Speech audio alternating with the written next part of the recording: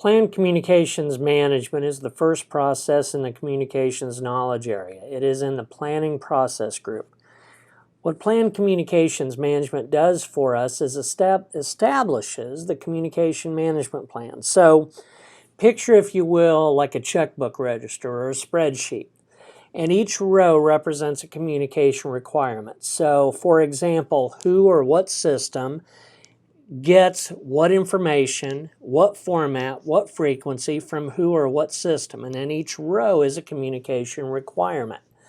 You could have hyperlinks to change request documents, to meeting room reservations, to templates.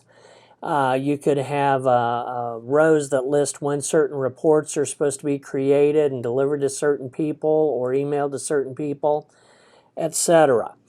Now, to get this, we're going to start with our stakeholder register so we know who our stakeholders are, and we're going to try to figure out what their communication needs look like.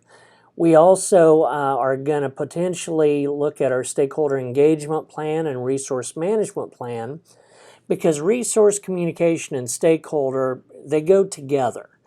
Resources have to communicate to work together. Stakeholders communicate with the project team and the resources as a result. So you're going to see those three working pretty tightly together.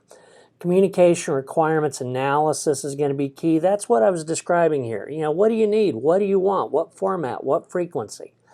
And then technology can come into play. For example, things like SharePoint sites or wiki pages, smartphone updates as needed, what have you. And then also, how do you engage your stakeholders? So, for example, you might have some desired versus current gaps of where you need those stakeholders to be, and this communication management plan can help you bridge those gaps, if you will. Now, again, this is a planning process.